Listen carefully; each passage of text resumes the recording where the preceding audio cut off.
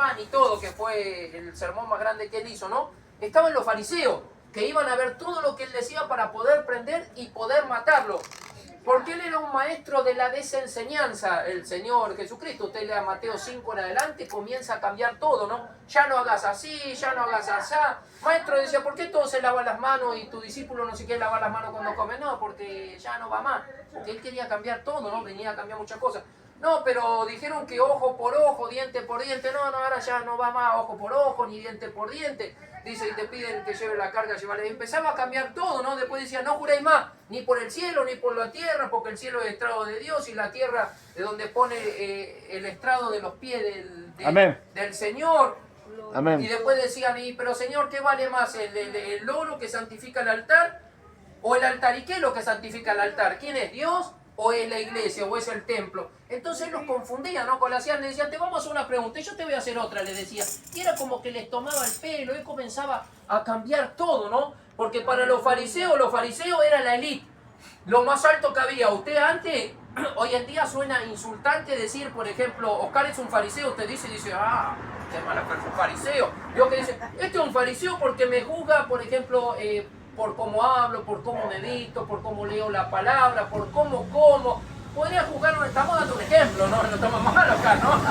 Pero bueno, un fariseo era lo que usted le diría hoy en día a su hijo, como un doctor, un abogado, lo más alto de la élite. Usted le diría a su hijo, mira hijo, yo querría que vos seas como este tipo, como un fariseo, porque eran respetados, tenían plata, tenían títulos. Donde iba un tipo que decía un fariseo, como dice García, iba a Marvin que yo soy fariseo. Ah, sí, lleve lo que quiero, usted es un fariseo, tiene plata, tenían un buen futuro, tenían muchas cosas, era un hombre muy importante. Hoy en día suena insultante la palabra fariseo, pero en esa época el fariseo era ya, era como que usted viene acá y dice, mira, vino un doctor, vino un abogado, qué sé yo, como dijo García, ¿no?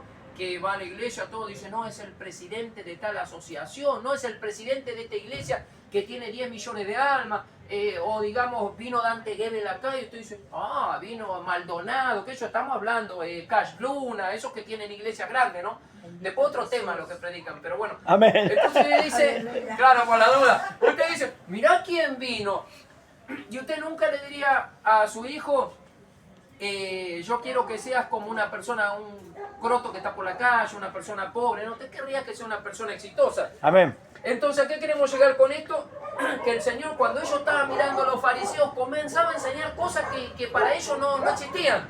Por ejemplo, para los fariseos era muy importante que usted tenía que ser una persona exitosa. Ellos no creían en Jesucristo. ¿Por qué no creían en Jesucristo? Porque Jesucristo nunca se casó, Jesucristo no tenía mujer, Jesucristo no tenía honra. Cuando lo iban a matar, él dijo, si yo quiero, le puedo decir a mi padre que baje 12 legiones de ángeles y los mate a todos. ¿Sabes lo que 12 legiones de ángeles? Hubiera sido un desastre en el mundo, no hubiera quedado ni el loro en una palabra. Amén. ¿Sabes lo que los ángeles, y dice que un solo ángel con una espada desenvainada en una noche mató 185.000 asirios? Imagínense, 12 legiones de ángeles son 72.000 ángeles aproximadamente, que estamos haciendo cuenta. Vamos a hacer la cuenta. 12 legiones. Cada legión contaba casi de 6.000 soldados romanos. Imagínense. Pero él dijo, no, vamos a dejarlo así, ¿no? ¿Y cuántas cosas podía hacer? Pero claro, ellos lo veían como un fracasado. Porque para ser un fariseo había que ser fariseo de fariseo, había que estar circuncidado el séptimo día, había que tener sangre del linaje de ellos, había que tener dinero, había que haber estudiado y había que tener un título. Pero Jesucristo no tenía ningún título, él no tenía nada, él predicaba, él era el Hijo mismo de Dios en la tierra y él predicaba con autoridad, como ellos le dijeron, ¿con qué autoridad predicaba vos? ¿Recuerdan cuando los fariseos le preguntaron, ¿con qué autoridad predicaba vos? ¿Y qué dijo él? Bueno, le voy a hacer otra pregunta a ustedes. Era una pregunta, la contestaba con otra pregunta, no era una incógnita. ¿Y de quién viene el bautismo de Juan el Bautista? ¿De Dios o de los hombres? Y dijeron, no, el pueblo lo tiene a Juan el Bautista por profeta, y si le decimos que de los hombres, va a decir por qué lo matamos, porque Herodes le había cortado la cabeza. Y si decimos que viene del cielo, también, entonces más vale no contestemos, ¿viste? Porque él era astuto, por eso hay que ser mansos como paloma y astutos como serpiente, y él se metía. Y vamos a ver qué dice la bienaventuranza, creo que lo tienen todo, ¿no? En Lucas capítulo 6, le dije, verso 20 en adelante, ¿no? Miren ustedes acá cómo comienza el Señor a enseñar otra cosa. Dice, la bienaventuranza para él. ¿Saben lo que quiere decir bienaventuranza? las bendiciones, las cosas buenas, lo que él predicaba, lo mejor.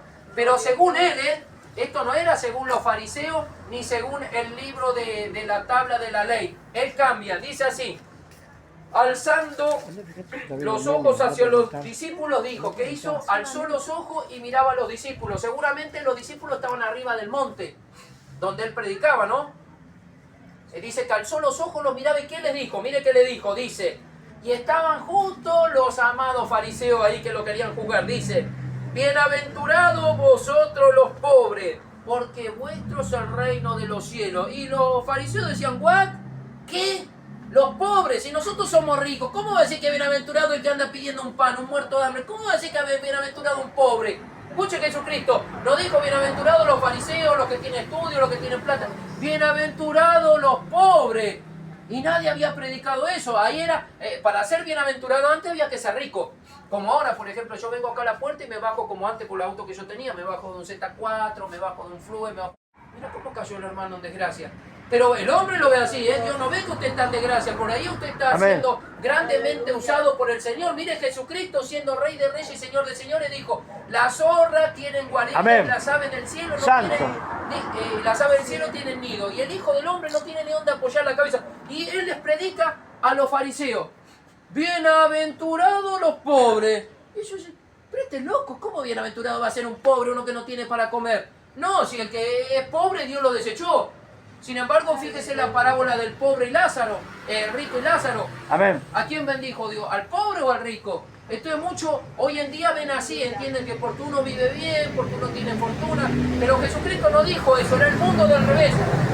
Él comenzaba a cambiar. Lo que ellos veían que era un tipo exitoso, él le mostraba que un fariseo no era un tipo exitoso porque tenía plata, porque tenían éxito, porque tenían buen trabajo, porque tenía una Maserati en la puerta, no existía en esa época, una Ferrari, porque se subían en una Ferrari como Maradona o Menem en su época, ¿se acuerda que andaban en una Ferrari? Pues tenían un montón de mujeres y un montón de plata y vivían la vida loca. No, bienaventurados los pobres. Y esto dice, pero este, aparte que lo odiaban, este es un loco. ¿Cómo va a decir que bienaventurados los pobres? Dice, porque vuestro es el reino de Dios. Bienaventurados los que ahora tenéis hambre. ¿Cómo que va a ser bienaventurado uno que tiene hambre? Yo tengo plata, yo no paso hambre. Que él estaba demostrando que ellos hacían todo mal, ¿entendés? Ellos eran ricos, él lo dijo, bienaventurados los ricos. Los pobres, y después que le pone acá, dice, bienaventurados los que tienen hambre. ¿Cómo va a ser bienaventurado un hombre que tiene hambre? Un hombre que no tiene trabajo, un hombre que anda pidiendo un pan, un hombre que no tiene para comer. ¿Cómo puede? Hoy en día usted ve a una persona pobre y no le va a decir, pero qué exitoso este siervo de Dios pobre. Pero qué exitoso este siervo de Dios. Tiene hambre. No, lo primero que dice la gente, Dios lo está castigando, seguramente tiene algún pecado. Sí, Pablo también tenía pecado. Usted vio los viajes de Pablo. Pablo dice, pasado hambre, pasado frío, no he tenido donde dormir. Y Pablo fue el hombre más usado del Nuevo Testamento. Amén. Sin embargo, si hoy en día nacerían estas personas, usted lo vería como un fracasado, para este mundo, cómo se maneja el mundo. Entonces Jesucristo comenzaba a demostrar el reino del revés. ¿Cuál era el reino del revés? Que las cosas no se manejan como dicen los fariseos, que usted tenía que tener plata, usted tenía que tener un título, usted tenía que ser fariseo, usted tenía que tener plata, un buen trabajo. No, usted tenía que ser un siervo de Dios, humillado. Pablo en Filipenses 4:12 dice, más acostumbrado a vivir en abundancia como en escasez. Lo dijo Pablo, hermano. Y darle la gloria como dijo Job. Cuando la mujer le dice, maldice a tu Dios y muérete. Job 1:19. ¿Qué se puede esperar de una mujer fatua? Quiere decir fatua ignorante, dice. Dice, ¿qué le daremos? Solo la gloria a Dios, las buenas. Mire, yo sí tuve las buenas. Claro que yo para mí era un tipo exitoso, le pasaba por arriba a todo, donde iba Señor, como dice él. Donde yo iba, a ver si me va a mañar algo. No, pero antes se querían poner todo en mi camino. No tenés para prestarme esto, no tenés para darme lo otro. Lleva lo que quieras, pues no hace falta ni que me digan nada. Y mire Jesucristo cómo comienza a predicar el mundo del revés. Ya no es como ustedes predican, no es con Marcos 7, verso 7 dice, de labio me honran y su corazón está lejos de mí. Amén. En vano me honra enseñando mandamientos de hombre. Esto es mandamiento de hombre. Entonces él comienza a enseñar el reino del revés. Ya no es más como vos decís, ni como vos decís, ni como dice él, ni la ley, ni nada. Ahora es como yo digo, porque yo voy a morir en la cruz del Calvario por cada uno de vosotros. Él pensaba en su corazón, ¿no? Y voy a cambiar todo, voy a clavar todo en la cruz del Calvario y ahí se termina todo. Por eso dice que si nosotros vivimos con Cristo debemos crucificarnos con Cristo. ¿Y qué era crucificarse con Cristo? Crucificarse con Cristo era un sufrimiento. A la cruz no es una persona exitosa. A la cruz iban los ladrones, los delincuentes, un muerto de hambre. A la cruz iba lo peor de lo peor.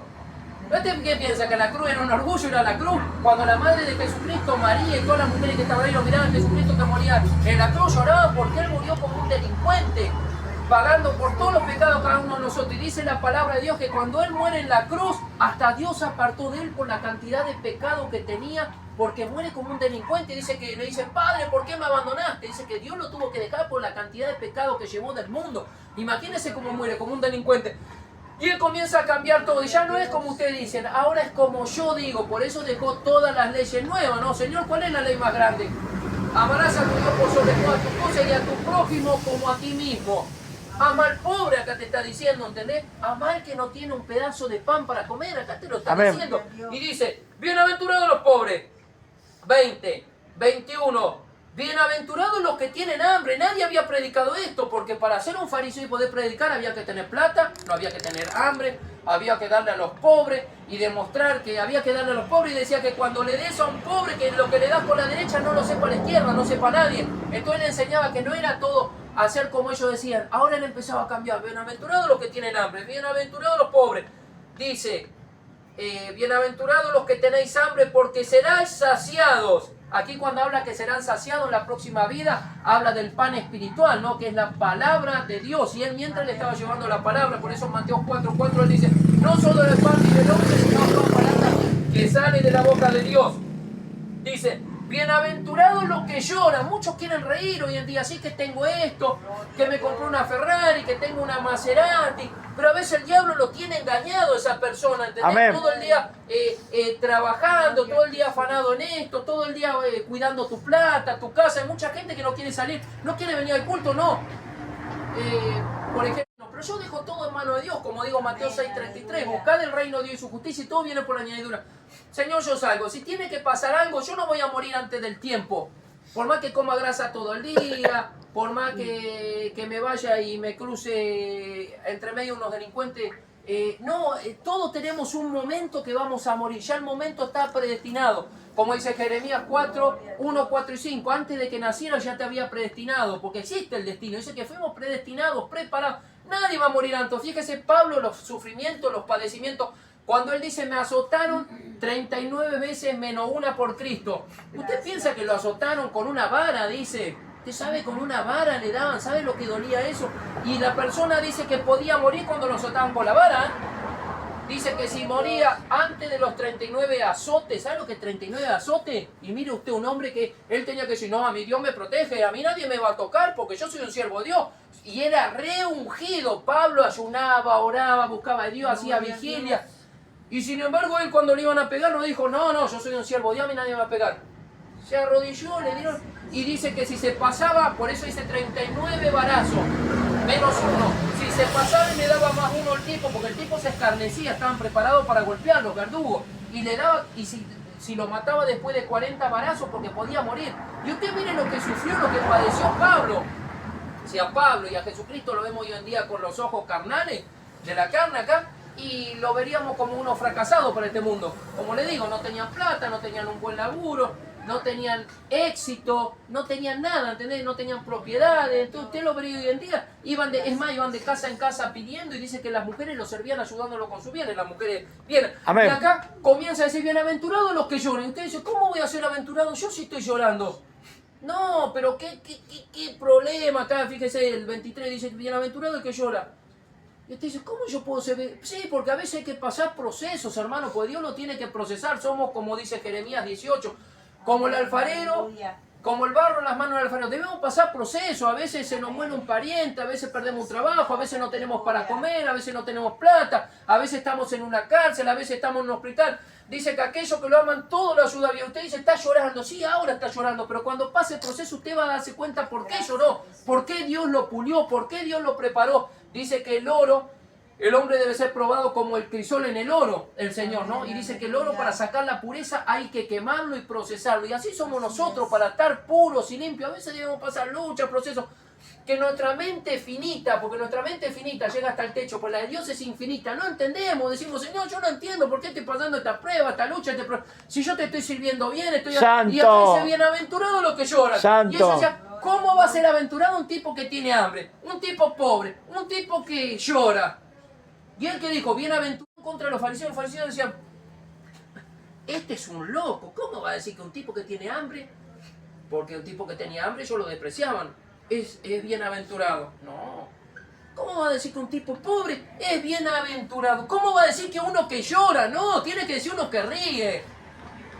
En Eclesiastés dice la palabra de Dios que la risa del necio delante de los oídos de Dios es como estrépito de espina que explota bajo de una olla. A Dios le molesta que usted se esté riendo como un tonto, porque no. A Dios le gusta que usted tenga un corazón contrito y humillado. Amén. Entiende, que usted vea la aflicción de su hermano, que usted se vea si hay una necesidad, que usted vea al hambriento, que usted vea al pobre, que usted vea al que llora. ¿Qué está diciendo acá? Bienaventuradas esas personas. Y ellos predicaban, pero este tipo es un loco. ¿Cómo va a predicar que un tipo que está llorando, uno que tiene hambre, uno que es pobre? Pero ¿qué clase de loco es? Ellos no podían entender porque su razonamiento era ser exitoso, ser la élite, ser lo más alto. Un tipo exitoso era un tipo que tenía a Dios. Y si usted le iba mal, usted no tenía nada de Dios.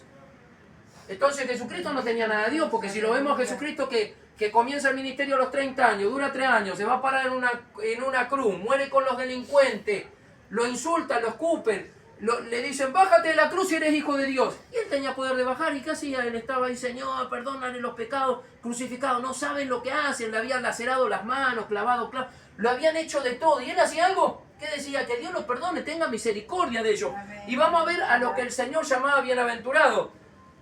Dice, porque reiréis. A los que lloran él decía que iban a reír. ¿Pero dónde? En el reino de los cielos. Bienaventurados seréis cuando los hombres os aborrezcan y cuando os aparten de sí. Y os vituperen y desechen vuestro nombre como malo por causa del Hijo. Ahí se ponía él en primer plano, en primer lugar.